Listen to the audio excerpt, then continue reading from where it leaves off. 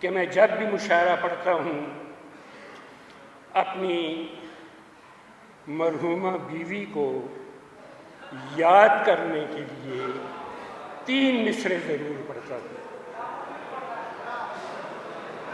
آپ کی اجازت سے سر، اکیلے رہنے کی عادت نہیں تھی اس کو نذیر، اکیلے رہنے کی عادت نہیں تھی اس کو نذیر، سو دفن کرتے اسے مجھ سے بھی رہا نہ گیا۔ اکیلے رہنے کی عادت نہیں تھی اس کو نذیر، سو دفن کرتے اسے مجھ سے بھی رہا نہ گیا۔